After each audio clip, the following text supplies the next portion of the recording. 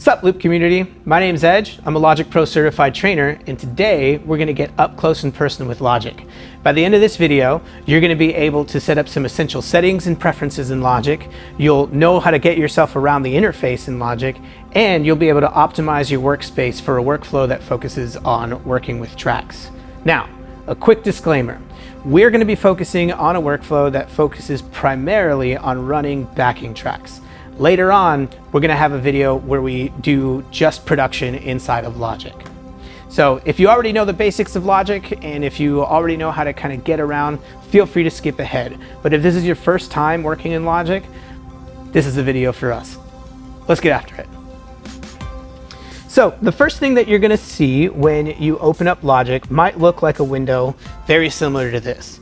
And there's a lot of really great factory templates that come with Logic. So templates for hip hop, electronic music, songwriter stuff, orchestral arrangements. There's even a multi-track template already set for you. We're going to start with an empty project so we can get a ground up approach and understanding of Logic. So I'm going to select empty project, and I'm actually going to go ahead and ignore these details down here at the bottom. I'll show you a little bit later on where you can go to change these, but for now we're just going to go ahead and ignore them. So you can double click on empty project or click on empty project and select choose, and Logic will then open up a new window and start to ask you some questions. Now, Logic is a production application, so if you're going to start using the included library that comes with Logic, there's a ton of sounds that you can download for free as software instruments. If you're not a drummer and don't have a multi-track setup to find a drummer and record a drummer, then you can use these drummer tracks. For us, we're going to start with these audio tracks, and we'll get into some of these in a little bit more detail in our Logic production video. But for now, I'm just going to select an audio track and click Create. Great. Now, before we go any further, we're going to need to set up some essential settings inside of Logic. So we're going to go to Logic Preferences, and you can get there by clicking on Logic in the toolbar, heading down to where it says Preferences, and selecting Audio. Now you can see I've got an output device that's currently using the built-in output. If you had another audio interface, this would be where you would go to actually plug in all of your different audio interfaces. Right now, I'm not going to worry about input devices because I'm not going to actually be recording anything, but if I was, then this would be the spot where I would go ahead and start telling Logic to listen for audio coming from this device.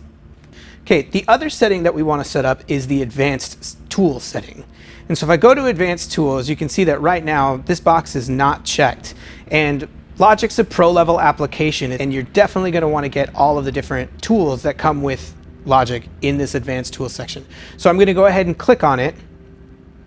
That'll go ahead and reset the Logic window. You can see we've gotten rid of those little wood panels on the left and right side. And now we're able to work even more closely with a lot of the different things that Logic enables us to do.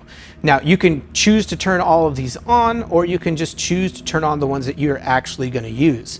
So I'm going to go ahead and close the preferences window out, because for now, while we're getting used to Logic, that's really all the settings that we really need to work on. So I'm going to close the window out. And the next thing that we need to do is just kind of take a quick tour of Logic. So if you've worked with different digital audio workstations before, it's laid out pretty similarly.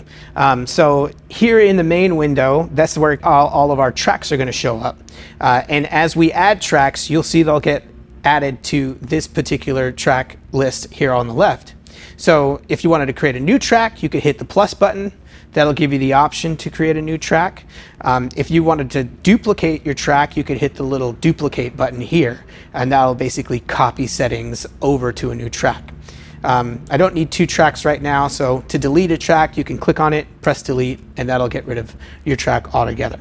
Now, there's also another set of tracks that are going to be globally available for your entire project. And these are important, especially as we start working with tracks later on. And it's going to be the global tracks. So up here, there's this little disclosure triangle that you see. If we click on it, that'll open up all of the different global tracks that are available to us. So this is where we can change things like our tempo. This is where we can start to add markers, which will be really important when we start prepping our tracks for playback and main stage. And we've got arrangement tracks. So we'll get into all of these in the next set of videos. But for now, you can kind of see that's where they are. If you don't see these on your computer, you can right click and you can actually choose any one of these options to add them in. You can also click on them to get rid of them. So if we don't really need, I don't know, the arrangement track for now, you can click on that and it'll remove it. Cool. And up at the top, we've got our transport control. This is the way that we actually go ahead and control Logic. So if we want to stop, if we want to play, if we want to fast forward or rewind or hit record, they're all there.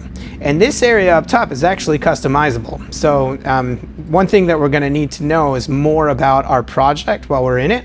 And you can see there's a little disclosure triangle here, and that'll enter us into display mode. And if we click on it, we can go down to where it says Customize Control Bar and Display, and it'll go ahead and open up all the other options that we want to work with. If you've never worked with Logic before, Quick Help's a really helpful tool to kind of see what all the things in Logic do. Great. So that's a brief introduction into Logic. In the next video, we're going to go ahead and start importing tracks right into Logic.